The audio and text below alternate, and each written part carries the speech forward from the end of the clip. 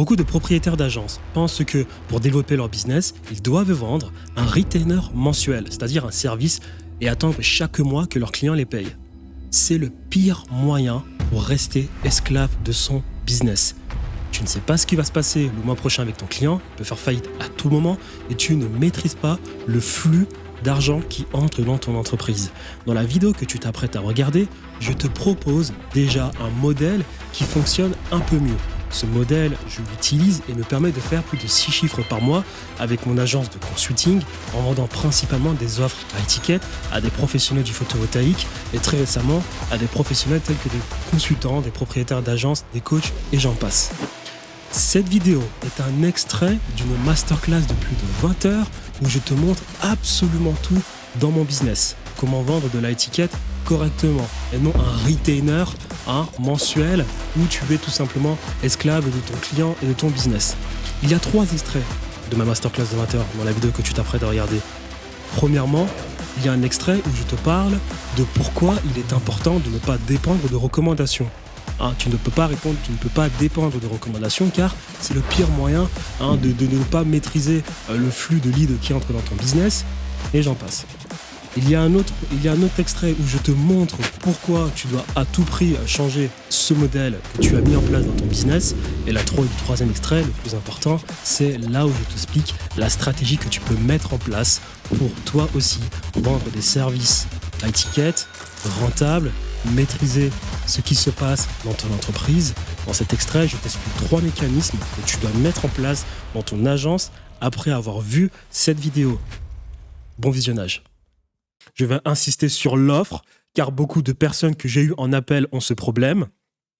Car oui, avec mes 800 abonnés, j'ai beaucoup de rendez-vous, voyez-vous, parce que je m'y connais un peu sur mon sujet, et il y a des personnes qui ont beaucoup de problèmes à ce niveau-là, c'est-à-dire qu'elles sont clairement esclaves de leur business, notamment des propriétaires d'agences qui ont des retainers mensuels et qui attendent chaque mois que leurs clients les payent à nouveau. Ces personnes sont esclaves de leur business. Je leur ai dit que ce n'est pas comme ça qu'on fait les choses. On ne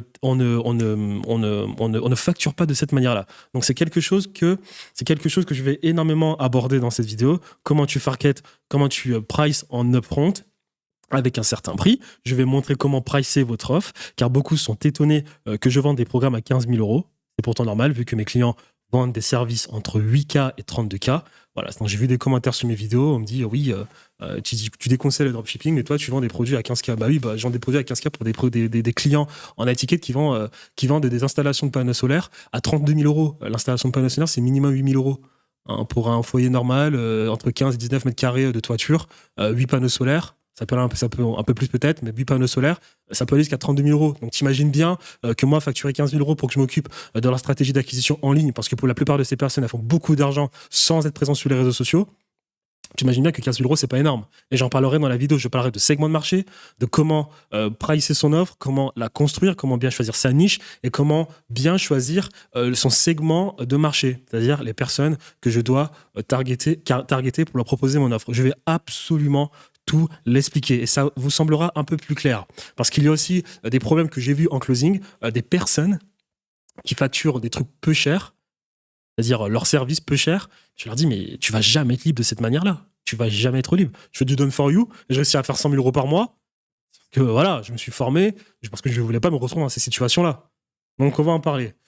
Lorsque tu vas créer ton système d'acquisition, je te le répète, ne cherche pas à être le meilleur. Je le répète, ne cherche pas à être le meilleur. Le marché devient plus difficile et plus sophistiqué, ce qui pose un problème pour les prestataires de services. On ne cherche pas à être le meilleur. Et là, j'ai encore répété, la monnaie n'a plus aucune valeur. Donc vendre à des prix peu chers, peu compétitifs, ce n'est pas de cette manière-là que tu feras de l'argent. La monnaie n'a plus aucune valeur. Tout est cher en Europe. Le coût de l'énergie le plus élevé du monde. L'Europe a le coût de l'énergie le plus élevé du monde. L'Europe est le continent le moins compétitif du monde. En termes de loi, du prix de l'essence, de la nourriture, de l'eau, du transport, tout, surtout la France, où on atteint des plafonds qu'aucun autre pays en Europe n'a réussi à atteindre.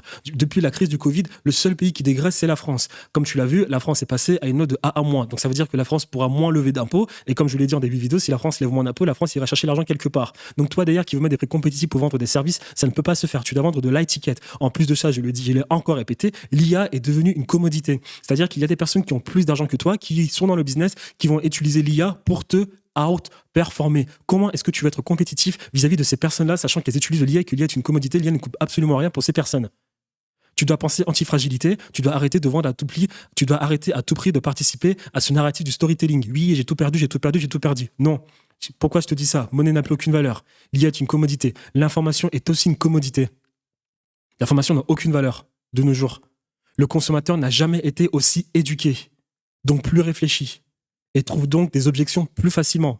Par conséquent, la confiance perçue dans ton entreprise est devenue cruciale, est devenue plus cruciale, est devenu plus crucial que jamais. Si les gens te connaissent et te font confiance, vendre tes services ou produits sera plus facile. De plus, le consommateur doit consommer environ 7 heures de ton contenu et voir tes publicités environ 7 fois avant d'acheter. Alors commence à créer du contenu dès maintenant. Donc c'est exactement ce que j'essaie de te dire. Je t'ai convaincu qu'il faut que tu arrêtes de compter sur des recommandations. J'étais aussi convaincu qu'il faut que tu mettes en place un process effectif qui te permettra de générer le maximum de leads à froid et de les transformer en clients. Ceci étant donné que la monnaie n'a aucune valeur et que tu ne peux pas te permettre de vendre des services peu chers, tu vas à tout prix développer des offres à étiquette. Bien sûr, avec ces offres à étiquette, on va mettre des produits low ticket pour bien monétiser tous les segments de notre marché. Étant donné que l'IA est une commodité et que des compétiteurs utilisent l'IA peut-être mieux que toi, peut-être parce qu'ils ont bien plus de budget, ils peuvent davantage utiliser l'IA, ils vont te détruire en compétition. Et qu'est-ce que tu fais derrière? Aussi parce que l'information n'est qu'une commodité et parce que les personnes ne font de moins en moins confiance aux entreprises.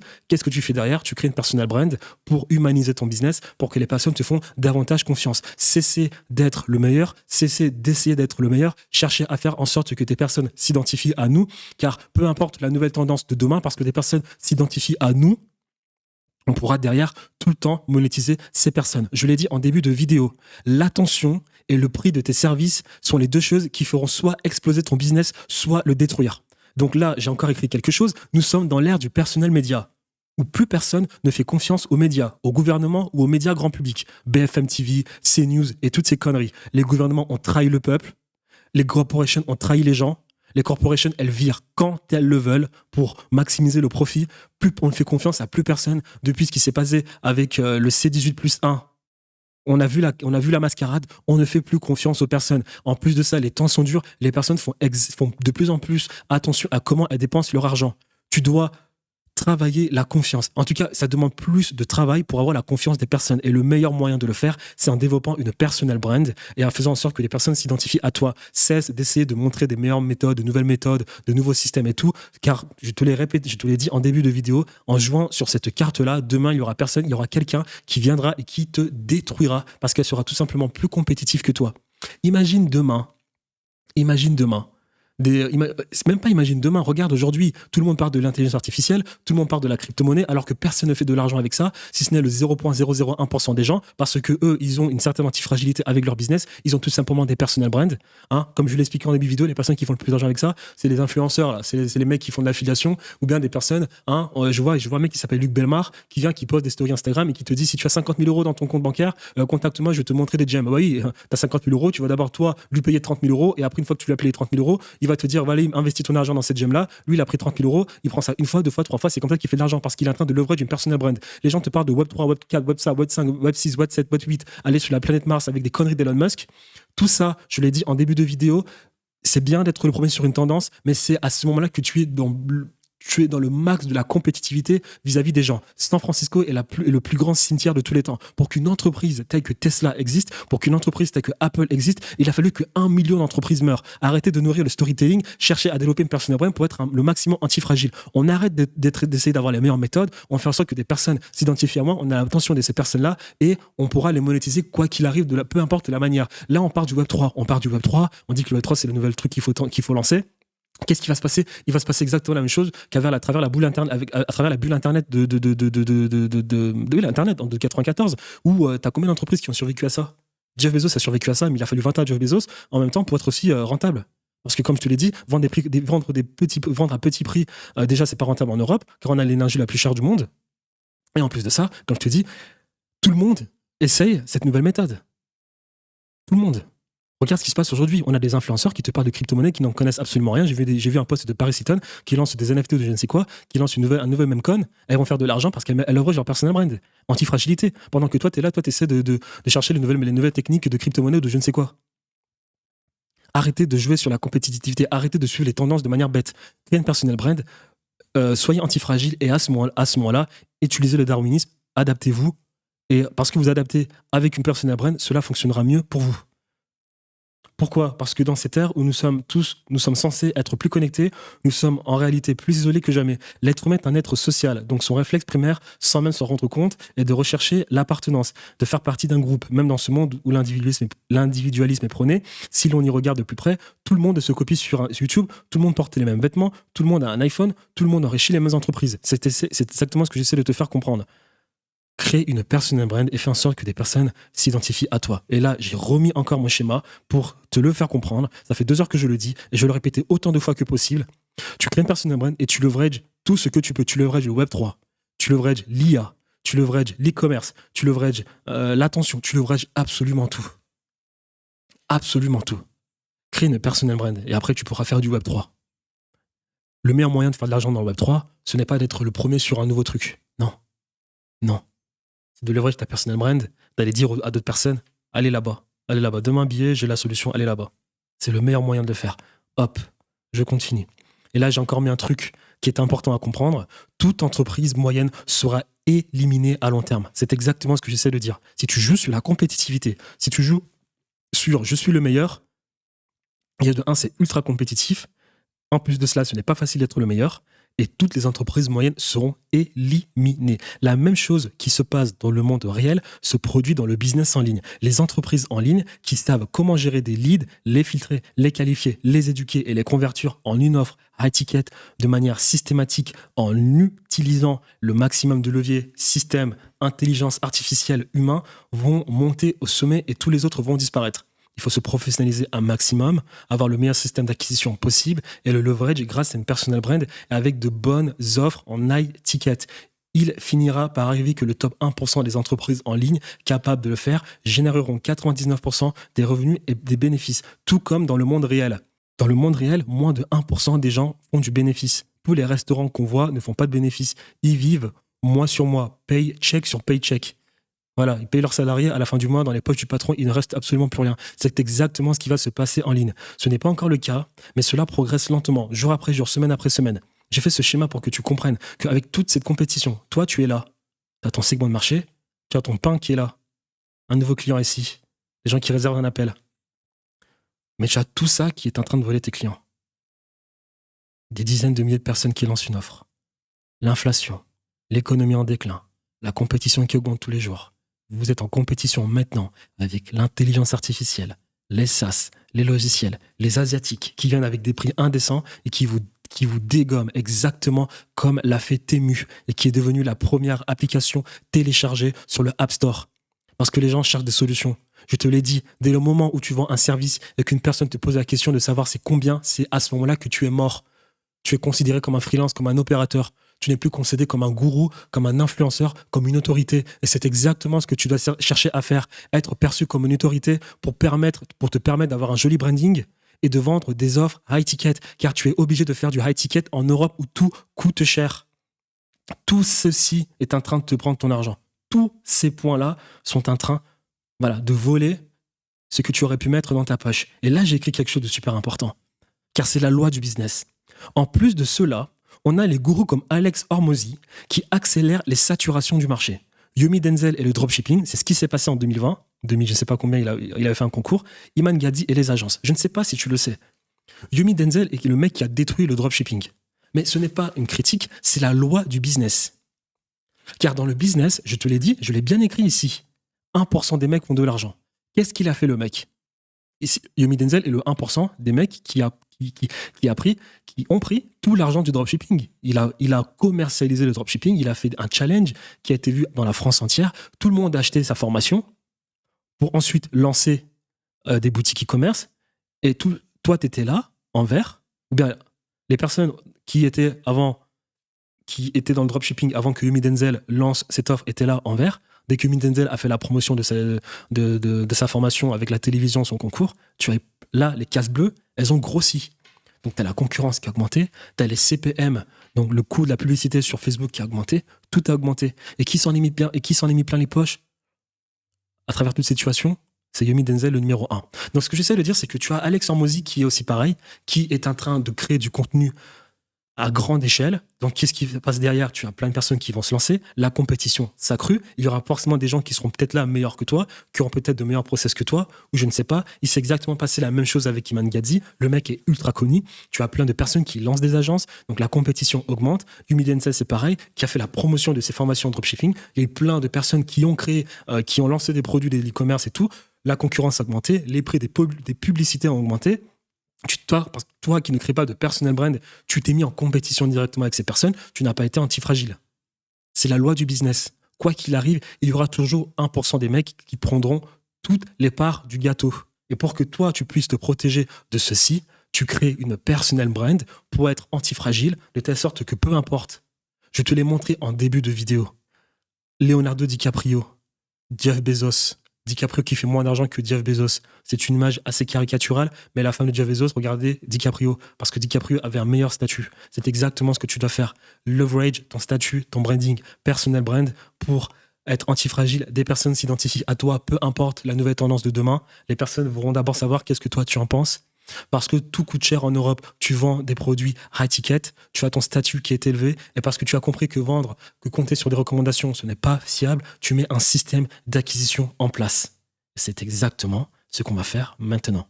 Ceci étant dit, on va attaquer notre stratégie qui, comme je l'ai dit, se basera sur le personal branding, l'offre à étiquette avec conversion de lead générée à froid en client. Pour bien se faire, dans l'ordre, on attaquera le prix à étiquette, puis le personal branding, ensuite l'offre et on répondra aux problèmes posés en haut en abordant le système de génération de lead. Générer, filtrer, qualifier, convertir et j'en passe. Les 4 problèmes vont être résolus au fur et à mesure. Donc voilà, là tu vois là ces cases-là, on en est ici.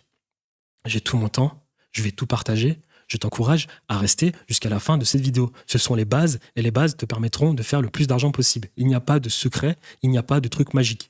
Respecte les bases et ça va bien se passer. Branding, générer le maximum d'attention, vendre des offres à étiquette, backer à des offres low ticket pour bien monétiser tous les segments de ton marché, avoir la meilleure offre en fonction des croyances fondamentales d'un marché. Ça aussi, je vais en parler en vidéo car il y a pas mal de personnes qui font cette erreur et je vais parler du cas de Alex Hormozy qui a explosé à ce niveau-là parce que lui a parfaitement compris la chose et ensuite avoir un système de génération de leads effectif sans perdre 1 euro en publicité. C'est exactement ce qu'on va voir et on va le décortiquer. C'est-à-dire que tout ceci, tous ces schémas que je t'ai déjà montrés en début de vidéo, on va les décortiquer un à un. Donc, high ticket, notre stratégie, on commence. Notre stratégie, on va utiliser une approche à 3 niveaux. Donc, dans notre système, pour générer des leads et les transformer en clients, donc, entre le trafic qui a été du coup généré et transformer ce trafic en client, on va utiliser 3 produits. Produit 1, produit 2, produit 3. Cette approche ne se réfère pas réellement à des produits numériques ou physiques. Elle fait référence à une façon de penser à une progression naturelle du parcours client. Chaque personne qui a réussi à vendre en ligne, sans se fier uniquement aux recommandations ou à la chance, a utilisé cette stratégie. Donc, je l'explique, c'est cette approche que j'utilise dans mon CRM à travers ce qu'on appelle des opportunités. Et dans ces opportunités, en fait, dans ton funnel d'acquisition, tu as des opportunités qui sont des étapes dans lesquelles se retrouve ton prospect, donc du coup ton lead. Il avance petit à petit dans ton funnel d'acquisition, il avance d'opportunité en opportunité jusqu'à se transformer en client. Là, je t'explique exactement comment j'utilise ces opportunités-là. Tout ça, là, c'est des screens de mon CRM. Et toutes les cases que tu vois là, c'est des opportunités. Donc des petits stades où se retrouve le lead jusqu'à se retrouver ici, dans là, client dealé, ici. D'accord? Donc là, tu as des nouveaux leads, ils vont se retrouver là. C'est international, hein, c'est partout. Tout le monde utilise cette approche, peu importe le business. D'accord, tu as un lead et il se transforme en client. C'est à peu près cet état d'esprit-là, c'est à peu près ce schéma-là qui se décrit à travers un business en ligne. Nouveau lead, hop, follow-up triage, ça veut dire des leads du coup, avec qui on essaie de s'entretenir. Vérifier s'ils sont qualifiés ou pas. Lead archivé, les personnes qui étaient là, avec qui on a essayé de s'entretenir pour savoir si elles sont qualifiées ou pas, si elles ne le sont pas, on les archive. On ne perd pas de temps avec eux. Si on s'est entretenu avec elles, est-ce qu'elles sont qualifiées, oui ou non? Sinon, on les met là. Si elles sont qualifiées et intéressées, elles avancent dans notre funnel. Si on les a contactées, mais elles ne sont pas intéressées, on crée une case pour ces personnes-là. Si tout se passe bien, qu'on s'est entretenu avec elles, ou bien si d'elles-mêmes, elles ont décidé de réserver un appel car elles souhaiteront en savoir plus, hop, on a un appel qui est réservé par ces personnes. Ensuite, il y a un stade où on les a contactées parce qu'elles ont réservé un appel pour se rassurer que du coup, elles ont bien réservé un appel, que ce n'est pas quelqu'un qui teste ton funnel, parce que ça, c'est insupportable. Depuis que j'ai créé ma chaîne YouTube, le nombre de personnes qui mettent des fausses informations pour tester mon funnel, c'est insupportable. Alors que j'ai jamais eu ça avec les mecs du photovoltaïque. Eux, ils perdaient pas de temps. Alors, les mecs qui espionnent des funnels, c'est insupportable. Donc, tu appelles ces personnes pour vérifier si c'est pas des trolls. Il y a une case pour cela. Il y a aussi une case pour rappeler ces personnes juste avant l'appel de vente. Ensuite, il y a une case pour les personnes qui ont du coup annulé l'appel, ou bien si les membres de ton équipe ont décidé d'annuler l'appel. Tu as une case pour du coup les appels qui ne sont pas qualifiés. Si tu te rends compte au final que le mec n'était pas qualifié, il y a une case pour ça. Il y a une case pour les personnes qui ne sont pas présentes au moment de l'appel. Il y a une case pour les personnes avec qui il faut reprogrammer un appel. Une case pour les personnes qui ont besoin de plus de temps pour réfléchir. Une case pour les personnes qui aimeraient travailler avec toi mais qui ont besoin de plus de temps ou bien qui du coup te recontacteront plus tard. N'est-ce pas? Une case pour les personnes du coup qui sont devenues clients. Après, ces personnes-là, elles vont dans un nouveau funnel d'acquisition qui est le funnel pour les clients dans l'onboarding. Je le montre plus tard. Une case pour les personnes avec qui ça s'est mal passé, qui ont du coup refusé d'être clients, d'accord. Une case pour, du coup, là, c'est les dépôts de paiement. Et une case pour tes setters, donc les personnes qui vont s'occuper de s'entretenir avec tes clients.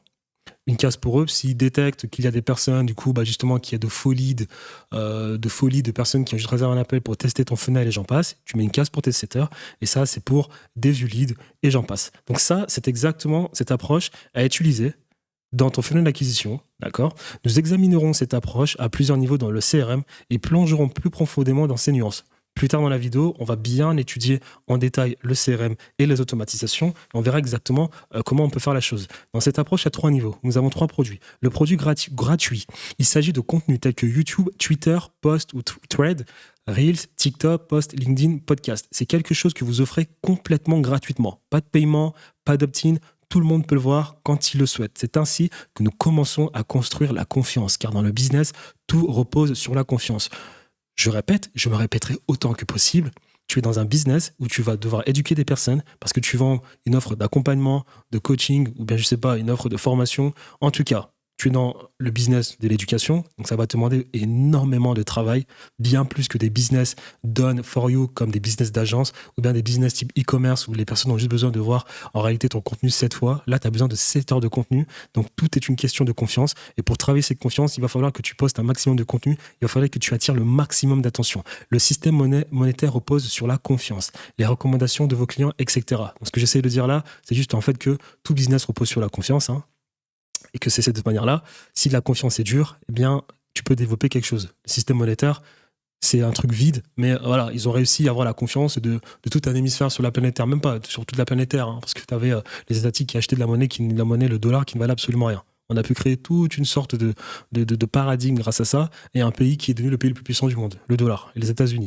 Ensuite, vous avez votre produit inédit. Ce sont vos formations gratuites, vos e-books, vos VSL, qui sont cachés derrière un opt-in. C'est-à-dire que tu as ton produit gratuit, tu crées du contenu, et là, la personne, elle va peut-être en savoir un peu plus. À ce moment-là, elle va mettre des informations pour que vous puissiez la contacter. Et pour avoir ces informations, on va utiliser des formations gratuites, des formations, des e-books, vos VSL. VSL, c'est des vidéos de vente où on va essayer de vendre un narratif, car comme tu l'as compris, pour qu'on puisse développer une personal brand, on va essayer de vendre un narratif, une appartenance. On va essayer de faire en sorte que des personnes s'identifient à nous. Et ça, on le fait à travers des vidéos marketing de vente qui s'appellent VSL. D'accord? Avec cela, on met un opt-in, c'est-à-dire un petit formulaire où on va capter les informations de la personne. C'est ainsi que vous commencez à construire votre base de données. Je vais montrer plus tard en vidéo des screens qui montrent qu'en réalité, les personnes passent plus de temps sur leurs emails que sur les réseaux sociaux. C'est des informations qui sont importantes et bonnes à savoir. Ça peut sembler évident, mais je vois des gens sur Twitter qui attirent l'attention, puis attaquent directement en proposant un appel de consulting. Ils n'éduquent même pas le prospect, ils n'ont même pas capturé cette attention sous forme d'actifs avec un opt-in pour les éduquer. Pas de séquence d'emails, pas de newsletter, rien. Donc voilà, ça fait 4 heures là que je fais des vidéos où je reprends les bases parce qu'il y a des personnes qui pensent savoir tout connaître et qui font des erreurs aussi basiques. Elles n'ont même pas créé d'attention. Elle n'a même pas éduqué les personnes. Les personnes, elle les contacte, elle leur propose un appel, elle leur dit oui, je vais te faire un appel, une vidéo Loom pour une audit de ton business, mais t'es qui? T'es qui? T'es qui? Qui es-tu? T'es qui? Je dis même pas qui es-tu, je dis t'es qui? Pour te montrer à quel point T'es qui? Tu fais une vidéo longue sur mon business, mais t'es qui? C'est le nombre de personnes qui m'ont fait sur le truc. En dernier lieu, tu as le produit payant. C'est le service dans lequel tu fais payer ton prospect. Encore une fois, ça paraît basique, mais il est important d'avoir une synergie entre ces trois produits si tu veux un système d'acquisition vraiment solide. Il y a un contraste entre la valeur perçue et la valeur ajoutée qui, du coup, les deux construisent ton personal branding. Plus on se rapproche du produit gratuit, ici, donc, c'est-à-dire la façade, et plus la valeur doit être perçue. Car on vend le résultat, la destination, l'arrivée. Par exemple, à la vidéo que je suis en train de te faire, je te mets trop de valeur. C'est pas trop ce qu'il faut faire. Mais moi, comme je t'ai dit, je n'en ai que faire car je ne suis pas le numéro 1. Donc je n'ai pas besoin de vendre autant le rêve que le numéro 1. Mais dans les bases, la base du marketing, là c'est l'entrée. C'est-à-dire que là, ici, tu as ton trafic, tout est froid, produit 1. Là, tout est chaud, produit 3. C'est le produit payant. Client, acheté, produit payant. Lead, hop, ils sont dans le produit inédit, où on continue l'éducation du lead. Et là, trafic, produit gratuit. La façade, on est d'accord. Ça paraît basique, hein, mais je le dis quand même. Ici, tu dois tout miser sur la valeur perçue. Un exemple, tu vois des créateurs de contenu qui vont te montrer des belles voitures, de belles maisons, et j'en passe. C'est de la valeur perçue. On motive les personnes, on les fait rêver, parce que les personnes sont des grands paresseux, hein. Si tu leur fais une vidéo technique comme je suis en train de faire, il n'y a personne qui achète. Malheureusement, le premier du business, il est condamné à le faire. Parce que lui, pour continuer d'être premier et faire le plus d'argent, il est vraiment obligé de vendre le rêve. Ça s'appelle la valeur perçue. Voilà, il a réussi, ce qu'il propose, ça a l'air de fonctionner, et j'en passe, et j'en passe, et j'en passe. Mais plus tu avances dans le funnel, plus ton trafic se transforme en client, et moins tu as besoin de valeur perçue, plus à ce moment-là, tu donnes de la valeur ajoutée. Car les personnes, normalement, qui deviennent clients sont des personnes un peu plus assidues, des personnes un peu plus malignes, des personnes qui n'ont pas besoin de shots de dopamine. Et à ce moment-là, tu peux alors du coup leur proposer de la vraie valeur ajoutée, sans esthétisme, excusez-moi, comme je suis en train de faire sur ma vidéo. Pour l'instant, je ne suis pas numéro 1, je n'ai pas besoin de vendre autant de résultats. Donc la valeur perçue, c'est important de le faire. Et la valeur perçue, c'est pas forcément de belles voitures. La valeur perçue, j'en parlerai plus tard dans le personal branding, ça peut être, encore une fois, tu dois en tout cas optimiser ton personal branding à travers une sorte d'édification de ta communauté. Quand je fais cette vidéo-là, par exemple, je suis en train de te dire que tout coûte cher en Europe, je suis en train de te dire que Bruno Le Maire est une fraude, je donne quand même mon avis. Et dans ma chaîne YouTube, je parlerai davantage de l'économie de l'argent. Tu connaîtras exactement mon avis, tu sauras exactement quel type de personne je serai. Je suis en train de développer ma valeur perçue pour que tu puisses d'ailleurs t'identifier à moi et ensuite peut-être t'intéresser à mes produits, à mes vidéos un peu plus techniques, comme ce que je suis en train de faire actuellement. Il est essentiel que la qualité de vos trois produits soit uniforme. Le fait que les deux premiers soient gratuits ne signifie pas qu'il faille négliger leur qualité. Si leur qualité n'est pas au rendez-vous, vous rencontrerez des difficultés à vendre votre troisième produit. On est d'accord. Si par exemple tu fais des vidéos YouTube qui ne sont pas de très bonne qualité, comment est-ce que tu veux que la personne achète tes produits? Si ton e-book n'est pas de très bonne qualité, si tu as un petit produit payant, un produit low ticket que la personne a besoin d'abord d'acheter pour se rassurer un minimum que tu es quelqu'un de compétent, comment est-ce que tu veux qu'elle achète d'ailleurs ton produit final?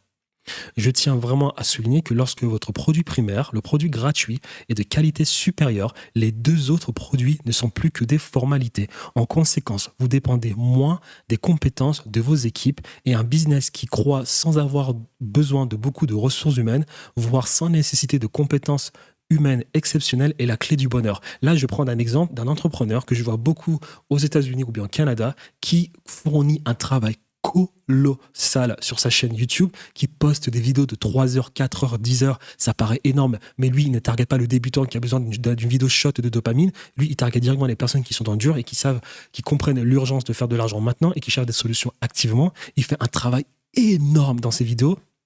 Tu sais ce qui se passe derrière? Ben, lorsque la personne s'entretient avec son closer, à cet entrepreneur, elle a juste envie de dire, pas la peine de closer, j'achète. C'est exactement ce que j'essaie de dire. Plus ton produit gratuit est de qualité, tu as fourni le maximum de valeur, tu as apporté le maximum d'informations, tu as convaincu la personne juste avec des vidéos YouTube, tu dépends de moins en moins de process, d'automatisation, d'humain, de système, d'intelligence artificielle. Tu as capté la bonne attention, comme je vous l'expliquais en début de vidéo, quand je disais qu'il faut arrêter de dire d'avoir l'audience la plus ciblée de tous les temps, et que Grant Cardone, lui, il captait le maximum d'attention pour générer le maximum d'argent avec une équipe de vente qui n'était pas très bien rodée. Il était plus rentable que 99, il est plus rentable que 99% des gens, c'est le but. Travaille un maximum sur ton produit primaire et tu n'auras pas besoin d'avoir les meilleurs closers, c'est-à-dire tes commerciaux ou les meilleurs setters pour bien optimiser ton funnel et transformer un lead qualifié. Donc, lead froid à lead chaud à lead qualifié. Tu n'auras pas besoin d'avoir les meilleurs setters et closers pour transformer un lead qualifié en client. Parce que tu auras fait tellement de travail en amont que la personne elle va se dire « Putain, ce mec est exceptionnel. Là. Il est exceptionnel. » J'ai pris un exemple assez stupide avec TikTok. Son produit primaire gratuit, qui a la capacité à rendre les gens viraux, est tellement bon que les gens font abstraction du reste. L'interface utilisateur de la plateforme, si vous avez vraiment travaillé avec TikTok, vous le savez bien, qu'en tant que créateur de contenu, peut présenter des bugs parfois. Et l'algorithme peut avoir des comportements différents d'un compte à un autre. Mais parce qu'on sait qu'on peut à tout moment exploser sur TikTok, on continue de le faire.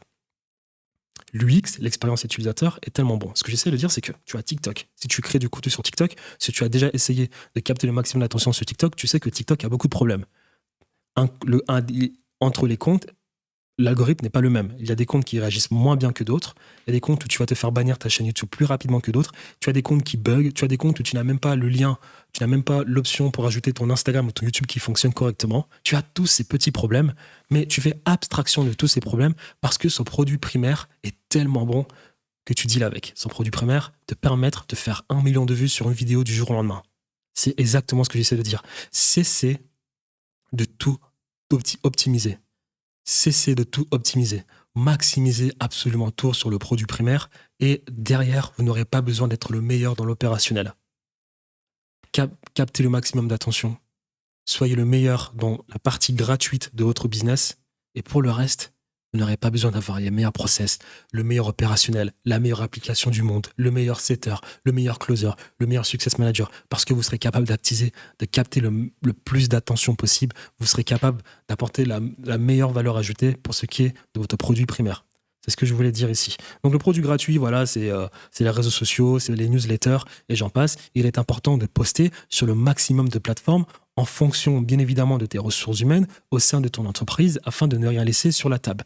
Même sur TikTok, je recommande quand même grandement YouTube et Instagram dans un premier temps. Si faute de temps, tu peux te contenter de faire du repost jusqu'au moment où tu es capable de produire du contenu personnalisé sur différentes plateformes. Donc là, ce que j'essaie de dire, c'est que ton produit primaire, tu as bien compris, c'est les réseaux sociaux. Je t'ai parlé plus tard en vidéo d'antifragilité. On essaie de poster sur le maximum de plateformes. Si tu n'as pas la capacité de faire du contenu adapté sur chacune de tes plateformes, fais du repost. Prends une plateforme principale et reposte de partout. Moi, comme je l'ai dit, je pense que YouTube est la meilleure plateforme pour éduquer un maximum tes prospects si tu veux vendre des services, high-ticket, coaching, formation ou un écosystème pour aider le maximum de personnes à travers une audience que tu auras générée. YouTube est la meilleure plateforme pour ce faire. C'est pas TikTok, c'est pas Instagram, c'est pas Twitter, c'est YouTube. Mais étant donné que dès le moment où tu seras successful avec YouTube, tu augmentes tes chances de te faire bannir, car c'est la loi du succès. Il faudra à tout prix être antifragile, être partout sur tous les radars. Exactement. Et là, j'ai mis les caractéristiques qu'apporte un produit gratuit: attirer l'attention, démontrer ton expertise, t'établir en tant qu'autorité dans ton domaine, créer une relation avec ton marché cible à grande échelle. C'est la seule porte d'entrée de ton funnel d'acquisition en permettant à de nouvelles personnes de te découvrir pour la première fois. On n'oublie pas ce que j'ai dit en début de vidéo, Grant Cardone l'a si bien expliqué. Le produit le plus connu battra tous les jours le meilleur produit. Donc, je répète, on arrête d'écouter les personnes qui nous disent d'avoir une petite audience ciblée avec les bonnes personnes qui nous écoutent sur YouTube. Ce n'est pas de l'antifragilité, c'est de l'ultra-fragilité. Car plus tu optimises un business et plus il est fragile. Je donnerai l'exemple plus tard de Apple. Lorsque j'aborderai les vraies bases du personal branding, on ne cherche pas à être dans l'ultra-optimisation. On capte le maximum d'attention. Même si on a des vidéos techniques comme je fais, on essaie de capter le maximum d'attention. Le but est d'être connu. Le but n'est pas d'être le meilleur. Je le répète. Cessez d'avoir les meilleurs process, le meilleur produit, la meilleure offre de tous les temps. Car même avec une offre pas ouf, tu peux générer de l'argent avec une personal brand. Bien sûr, dans ces vidéos, je vais expliquer qu'il est important d'avoir le bon combo, c'est-à-dire une très bonne offre et un très bon personal branding pour faire le maximum de cash. Mais entre les deux, les plus importants, c'est bien d'avoir une personal brand. Il est difficile d'atteindre ces 5 objectifs sans un produit gratuit. Pourquoi est-ce que j'ai montré ceci? Car avec le peu de vidéos que je fais, avec le peu d'attention que je génère, je réussis à avoir des rendez-vous qualifiés et des clients. Cette vidéo-là m'a rapporté 68 subscribers. J'ai pu générer de l'attention, mais cette attention, en réalité, on s'en fout. Là aussi, cette vidéo, elle m'a ramené beaucoup de subscribers. Les deux m'ont ramené 100 subscribers. Avec les 100 subscribers, j'ai eu 15 rendez-vous. 15 rendez-vous. 15 rendez-vous que j'ai pu transformer ces 15 rendez-vous. Parmi ces 15 rendez-vous, j'ai pu transformer, du coup, ces rendez-vous, j'ai pu avoir 3 clients. Là, ça aussi, c'est Instagram. C'est l'Instagram de mes clients, où je fais plein de tests en ads. Et là, j'ai mis cette capture d'écran pour l'expliquer. Ces 2 vidéos éducatives m'ont rapporté 15 rendez-vous qualifiés, des rendez-vous motivés, qualifiés, éduqués. 15 rendez-vous, 3 clients. Pourquoi je dis ceci? Parce que je n'ai jamais eu ceci en photovoltaïque. Depuis que j'ai posté mes vidéos sur YouTube, là, c'est une capture d'écran que j'ai mis. Ici. Ça, c'est une capture d'écran de mon CRM. Regardez. Janvier, mai. C'est la mauvaise capture d'écran que j'ai mis. Mais en tout cas, c'est ce que je voulais mettre là. Là, il y a quoi? Il y a 53 rendez-vous. 53 rendez-vous. C'est la mauvaise. Il faudrait que je trouve la bonne capture d'écran. Je la montrerai plus tard en vidéo. Mais déjà depuis que j'ai commencé à poster, j'ai eu 53 rendez-vous.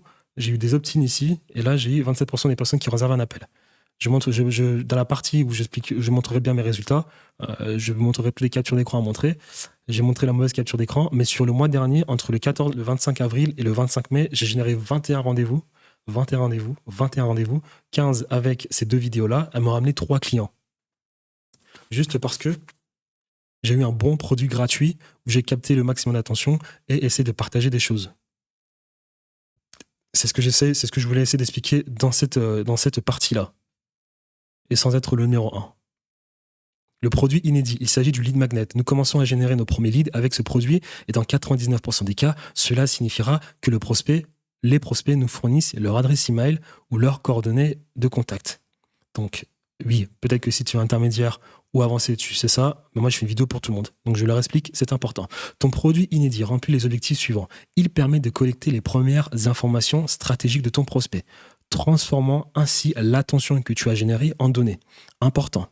YouTube, Meta, TikTok peuvent te retirer de leur plateforme à tout moment. Mais une liste d'adresses email t'appartiendra toujours. Et là, j'ai pris cette vidéo, cette capture d'écran chez un entrepreneur qui génère 100 millions d'euros à l'année depuis plusieurs années, qui s'appelle Neil Patel, qui est une agence de consulting comme toi ou moi, qui propose des offres de consulting. Et il est tombé sur ça. Les canaux d'acquisition qui ramènent le plus d'argent. L'organique, ça ramène presque absolument rien. Le SEO, ça ramène beaucoup. La publicité, est-ce qui ramène le plus? Mais là, tu as l'email. Regarde l'email et l'organique. L'email ramène énormément d'argent. Après, tu as le blog, les podcasts, les influences marketing, l'affiliation et autres. Mais là, moi, ce que je voudrais, c'est l'email comparé à l'organique. Ou bien ad même, quand tu génères des publicités.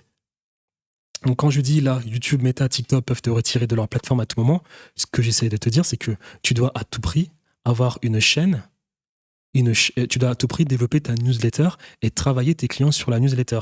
Car là aussi, j'ai ajouté une autre capture d'écran. Ce schéma, je le répète, ce document, je le répète, tu l'auras en description de la vidéo. Dans cette capture d'écran, voilà ce qu'on voit. Les gens passent plus de temps sur leurs emails que sur les réseaux sociaux.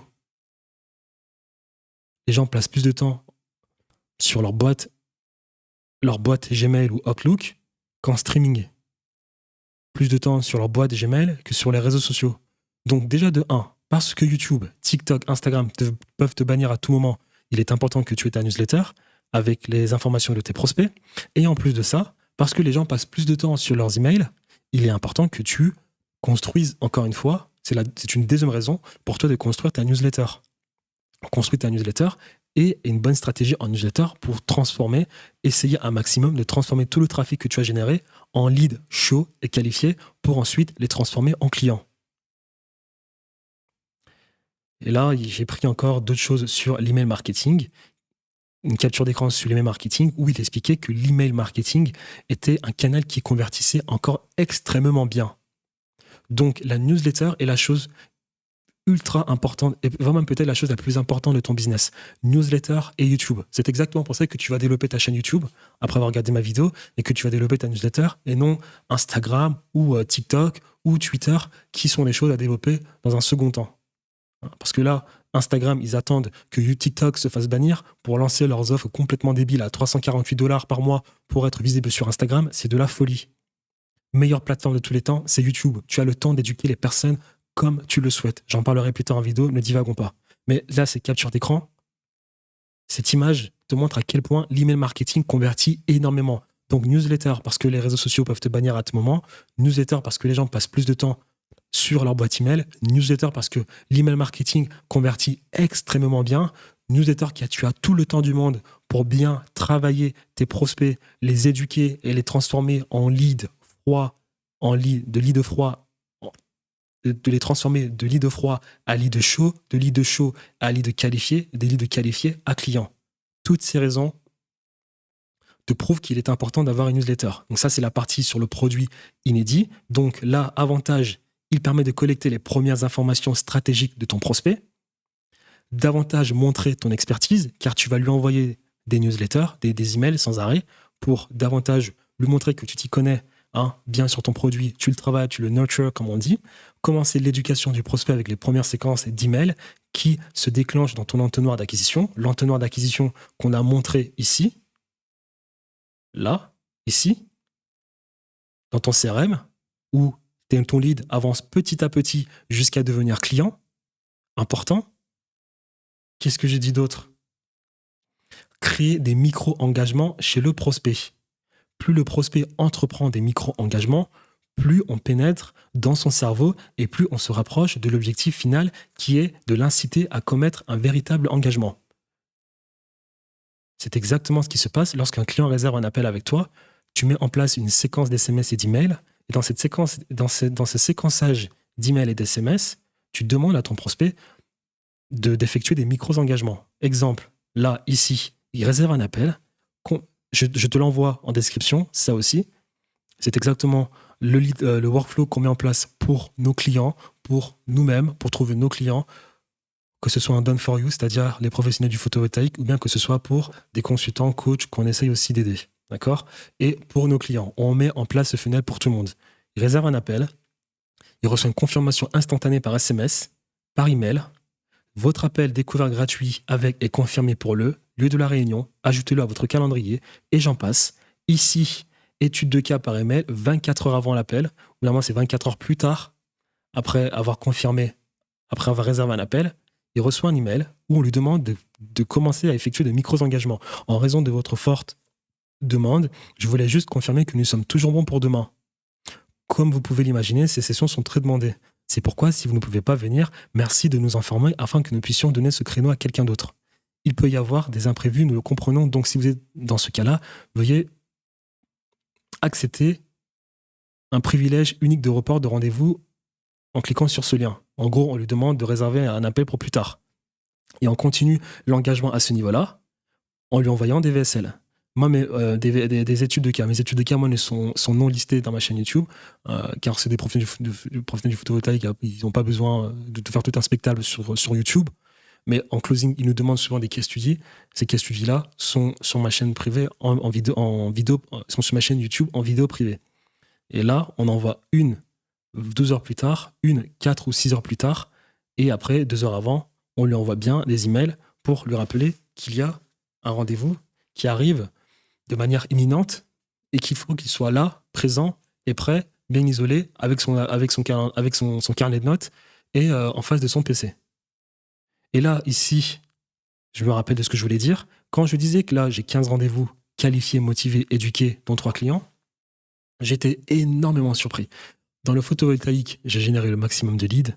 Avec ces leads-là, on a eu des rendez-vous, on a eu des no-shows, des personnes qui n'avaient pas le réflexe, ou bien je ne sais pas, en tout cas qui ne réservaient pas un nouvel appel. Elles étaient absentes et elles continuaient leur vie.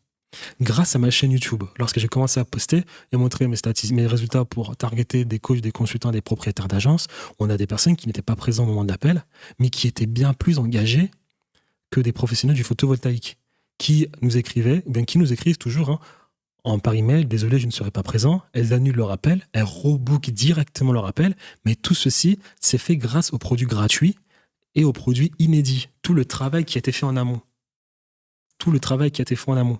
Donc, il y a une différence forte entre des clients en done for you, pour qui tu vas vendre un service, donc avec le modèle d'agence, et des clients en done with you, c'est-à-dire que tu vas leur proposer des offres d'accompagnement, de coaching, ou bien tu vas les aider à faire exactement comme tu fais. Il y a une grande différence parce que ces personnes-là, elles ont plus hâte à regarder tes vidéos et tu as plus cette opportunité, tu as plus cette chance-là de les éduquer un maximum, de leur montrer de quoi tu es capable et j'en passe, ce qui va derrière te permettre toi d'avoir de meilleures statistiques dans ton funnel d'acquisition. C'est exactement ce que j'ai eu dans ce cas-là avec mes 15 rendez-vous.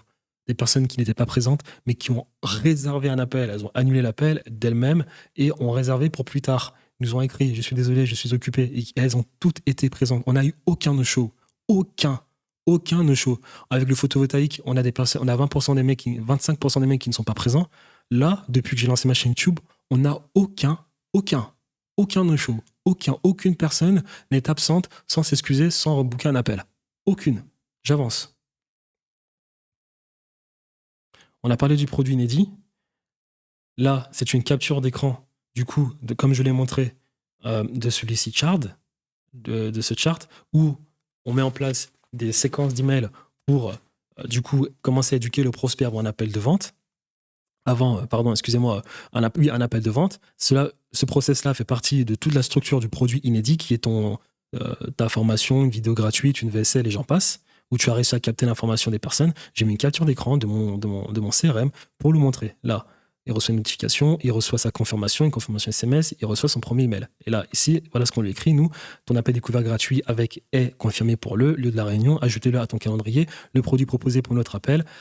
Le programme proposé pour notre appel sera l'introduction, comprend tes objectifs et tes difficultés, t'expliquer notre solution avant l'appel prévu. Un membre de notre équipe prendra contact avec toi pour s'assurer que nous comprenons bien tes besoins et que notre accompagnement est fait pour toi. Cet appel préalable est obligatoire. Si nous n'arrivons pas à te joindre à 3 reprises, l'entretien sera automatiquement supprimé. Je suis impatient de te montrer comment nous pouvons t'aider à développer ton entreprise. Ça, c'est l'email qu'on reçoit. Et là, on en revient donc à créer des micro-engagements chez le prospect.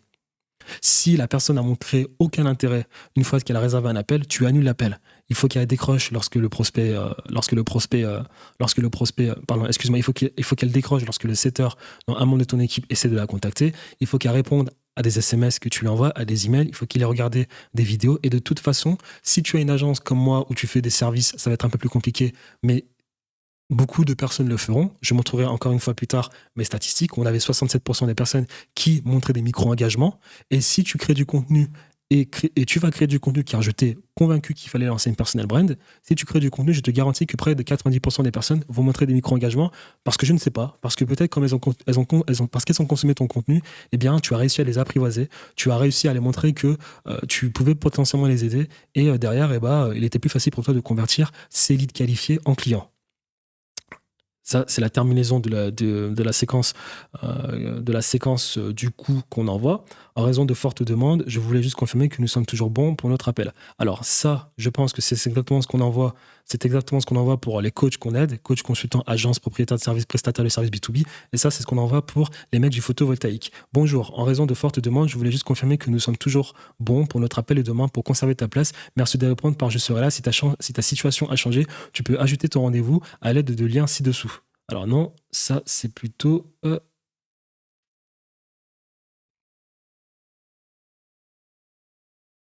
Ça c'est la confirmation.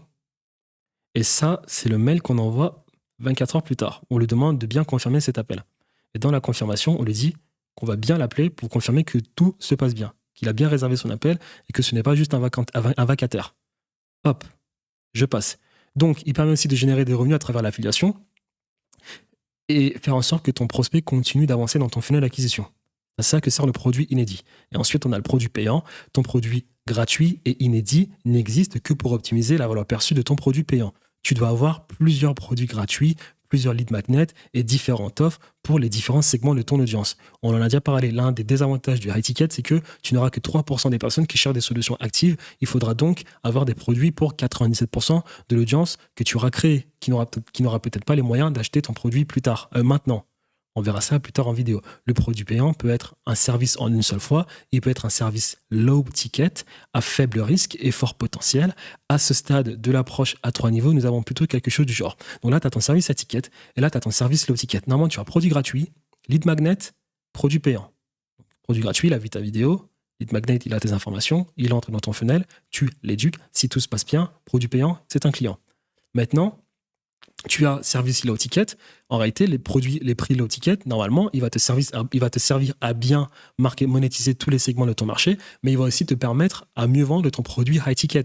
Car, comme je te l'ai dit, dans la psychologie des gens, il y aura des personnes qui voudront d'abord acheter ton produit low ticket, se rassurer que tu vends des produits de qualité pour ensuite acheter tes produits high ticket. Donc à ce moment-là, on a produit gratuit, lead magnet pour leur proposer un produit payant low ticket. Si la personne est satisfaite, on continue d'interagir avec elle et là, la personne achète notre produit payant, notre offre principale. J'expliquerai plus tard l'importance de la LTV dans une vidéo, car pour la plupart du temps, tes meilleurs clients qui achèteront tes produits high ticket sont les personnes qui t'ont déjà fait confiance une première fois en achetant tes produits low ticket. Avec ton produit low ticket, tu auras des personnes qui l'achèteront instantanément avec moins de réflexion. Si tu fais bien le travail au niveau de l'attention et de la valeur perçue de ton contenu, si tu fais bien le travail au niveau de l'attention et de la valeur perçue de ton contenu. Cependant, ton produit low ticket doit, alors là c'est quelque chose d'important, l'idéal c'est d'avoir d'abord ton produit high ticket, ton offre principale high ticket, et comme je t'ai dit, tu vas créer tout un écosystème pour bien segmenter pour bien monétiser tous les segments de ton marché. À partir de ton écosystème où tu as tes offres high ticket, tu vas, comment dire ça, là tu as l'offre high ticket, tu vas prendre des petites parties de ton produit high ticket et les transformer en des produits low ticket et du coup les revendre pour avoir du coup un coût marginal de 0. Quand je parle de coût marginal, c'est-à-dire n'avoir fourni aucun effort pour construire un produit low ticket et du coup le vendre un maximum pour convaincre des personnes, gagner la confiance de ces personnes et du coup que ces personnes achètent ton produit high ticket. Donc là, j'ai écrit, ton produit low ticket doit te rapporter 500 € de l'heure. Il ne devrait pas prendre plus de 2 heures de ton temps et devrait te ramener un minimum de 80% de marge, que tu embauches ou non quelqu'un pour intervenir dans la délivrabilité de ton produit. Il devrait être standardisé et donc avoir un coût marginal de 0, c'est-à-dire apporter le même résultat pour chacun de tes clients. Ce produit peut être un PDF, une mini-formation, un e-book, des templates d'automatisation en CRM, des templates d'automatisation d'intelligence artificielle, un abonnement, un programme d'affiliation, un upsell suite à l'annonce d'un workshop, atelier, un challenge où tu vends soit une rediffusion, soit le training utilisé dans un atelier, un service en une seule fois, qui est une part de ton service principal high ticket, comme un audit de 30 minutes ou un appel de consultation. Donc voilà, c'est ce que je disais, tu as ton service high ticket, que des personnes n'auront peut-être pas acheté dans les débuts, d'accord? Ou bien tu as des personnes qui ont déjà acheté ton produit high ticket et qui te font confiance, à qui tu peux continuer de vendre d'autres produits sans arrêt. Qu'est-ce que tu fais? Tu as peut-être ton produit high ticket qui est un écosystème où tu as un espace formation, un espace appel d'assistance, appel de support, un espace où tu fais des choses pour elle, bah toi, tu vas prendre des petits trucs et te leur vendre ça à part. Par exemple, quand je dis PDF, bah, tu as peut-être forcément des PDF dans un espace formation de ton produit à ticket que tu vends à 10 000 €. Bah, tu prends le PDF de certaines vidéos de formation et tu le revends à 40 €. Coût marginal de 0. Mini-formation, c'est pareil. Tu as peut-être toute une formation dans ton produit à ticket, tu prends quelques vidéos, ça te fait mini-formation que tu revends à la personne. Comme ça, la personne se dit, bah, effectivement, il a de très bonnes formations, je pourrais peut-être acheter son produit à ticket. Pareil avec les e-books, des templates d'automatisation, tu as un CRM que tu mets peut-être en place pour tes clients, ou bien avec qui tu aides, ou bien des clients avec qui du coup vous faites le travail ensemble pour lui construire son CRM. Tu peux vendre tes automatisations, ces templates d'automatisation-là, à des personnes qui, elles, ne souhaitent juste qui ne souhaitent pas forcément acheter ton produit high ticket, mais qui souhaitent juste avoir des automatisations. Important de segmenter, de monétiser tous les segments de ton marché. Là, quand je parle d'upsell, tu peux par exemple avoir ton produit high ticket, tu annonces un challenge de 5 jours sous forme d'atelier, d'accord? Et pour bien suivre l'atelier, il est important que tu achètes le PDF qu'on va utiliser durant cet atelier. Le PDF, tu peux le vendre à 50 €. Il y a plein de manières de monétiser tous les segments de ton marché à travers des produits low ticket, des produits low ticket qui vont te permettre de mieux vendre ton produit high ticket. Voilà, et donc là, j'ai fait un petit schéma. Parce que, encore une fois, tous ces produits low ticket, il est important qu'ils aient un coût marginal de 0. Tu ne dois en aucun cas accorder du temps dans la construction d'un produit low ticket. Tu as ton écosystème, tu as ton produit high ticket principal, et à ce produit high ticket principal, tu essaies de soutirer des petits trucs de cet écosystème pour pouvoir les revendre. Tu n'as fourni aucun effort et il devrait t'apporter 100% de marge, minimum 80% de marge. Tu dois avoir ces produits low ticket comme des upsells à ton offre ou bien même des downsells. À toi de voir upsell si tu réussis à vendre ton offre à ticket des premiers coups, ou bien des downsells si tu as besoin d'abord de proposer un produit low ticket à ton client pour ensuite vendre ton produit high ticket. En tout cas, ces upsells ou downsells doivent représenter 80% de marge minimum de tout ton écosystème, de toute ton offre. Si ce n'est pas le cas, il y a un problème, il faut que tu revoies la chose. Donc là, j'ai fait un joli schéma où j'ai mis par exemple des automatisations CRM. Tu peux vendre des rediffusions de live, workshop, une audit de 30 minutes, d'accord, un e-book. Je ne sais pas pourquoi j'ai mis Discord. Oui, je me souviens. Une communauté à 50 € par mois, 99 € par mois, exactement comme je l'ai fait. On a créé un school à 97 € par mois où on propose de créer tout un CRM done for you pour nos clients. Ils utilisent nos automatisations. Ils n'ont absolument rien à faire. On le fait pour eux. On a des gens dans notre équipe qui le font en 2 jours. C'est fait. Tac, tu payes 97 € par mois. Tu as tes automatisations qui tournent. Les automatisations que je vais te montrer en vidéo et que j'ai commencé déjà à te montrer. 97 € par mois, c'est dans la communauté school où on pratique, où on a aussi des vidéos de formation, on fait des breakdowns, des vidéos d'analyse et il y a aussi des appels de support avec la communauté. Tu peux aussi faire cela, tu peux vendre les automatisations Zapier, automatisation d'intelligence artificielle, de l'affiliation. Si tu as une affiliation, des programmes d'affiliation, tu peux aussi les monétiser. Normalement, tu n'as pas de travail à fournir, des upsells et des PDF. D'accord? Donc là, je l'ai bien écrit. Après 3 mois de collaboration avec nos clients dans le solaire, nous avons mis en place un abonnement pour la maintenance du CRM. Parce que nous, lorsqu'on onboard nos clients, étant donné qu'on doit créer le système d'acquisition pour générer le maximum de leads et transformer ces leads en clients, les propriétaires de maison, on le fait dans notre CRM. Dans notre CRM, on crée des sous-comptes où on met en place toutes ces automatisations. Et si tout se passe bien après 3 à 4 mois avec nos clients, eh bien, on essaie de monétiser cette chose parce que ça nous prend quand même du temps de gérer les automatisations, de tout le temps les mettre à jour. Étant donné que dans les débuts, on t'a montré patte blanche, leur montrer que ça fonctionne. Donc, on ne peut pas se permettre de upsell sans arrêt. On attend 3 à 4 mois. Si tout se passe bien, à ce moment-là, on leur dit, écoutez, notre CRM, il nous coûte de l'argent. Il coûte beaucoup d'argent à gérer toutes ces automatisations, à envoyer tous ces SMS, tous ces emails. C'est pas gratuit. Il va falloir continuer à utiliser notre CRM à prix coûtant de 97 € par mois.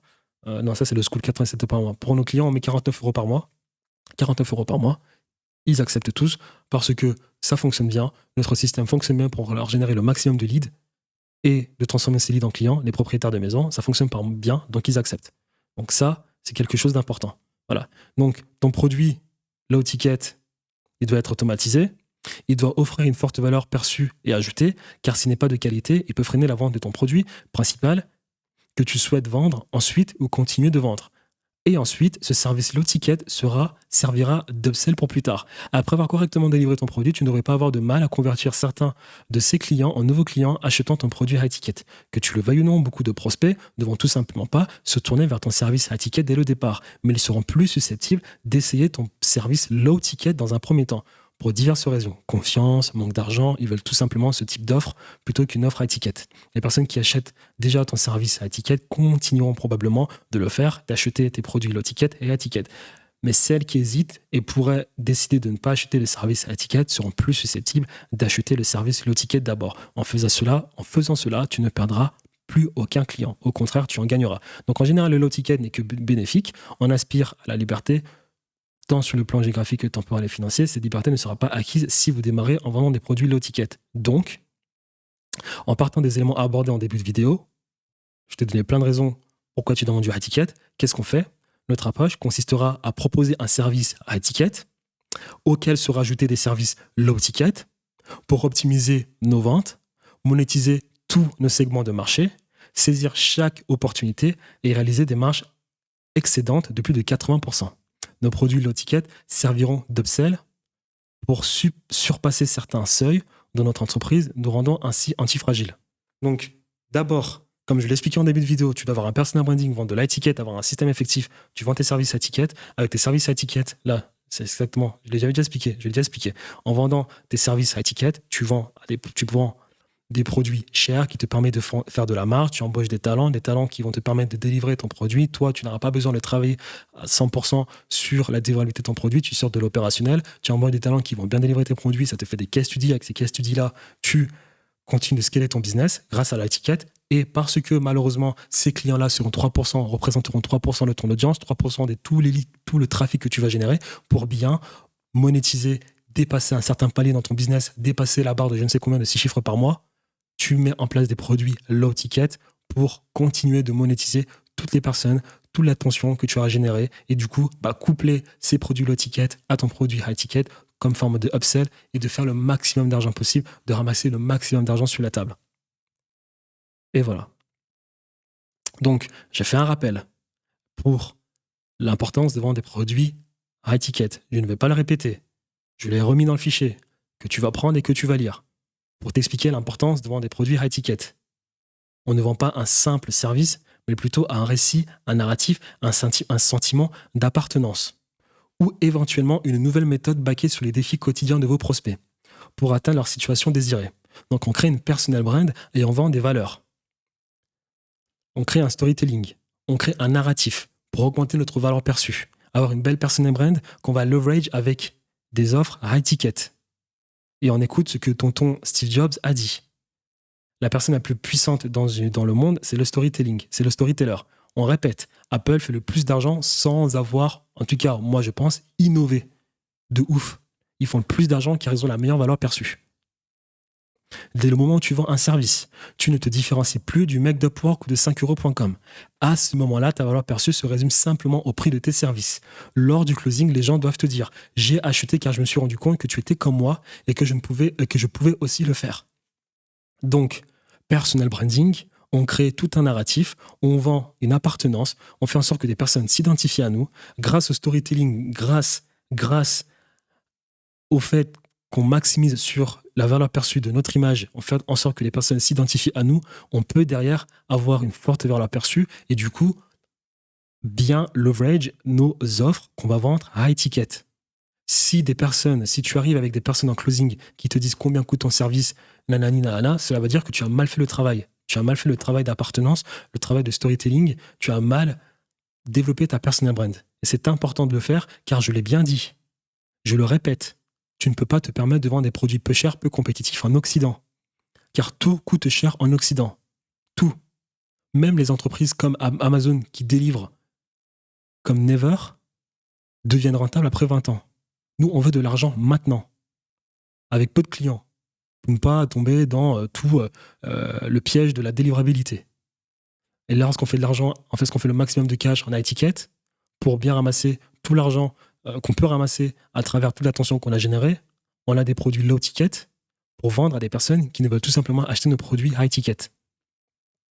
Donc ça, je l'ai déjà expliqué. Pour la France, nous vivons dans le continent le moins compétitif, une petite image caricaturale qui est important à comprendre. Je vais vraiment inciter dans cette vidéo car c'est important à comprendre. Nous vivons dans le continent le moins compétitif. D'accord ? Tu as les Chinois, la compétition internationale. Tu as les Américains qui détruisent l'économie européenne et tu as les Chinois qui, eux, sont les plus compétitifs du monde. Comment est-ce que tu veux vendre des appels de consulting à 300 € ou bien des petits services à 300 €? Ce n'est pas de cette manière-là que tu feras de l'argent. Il faut vendre high ticket, ultra important. Voilà.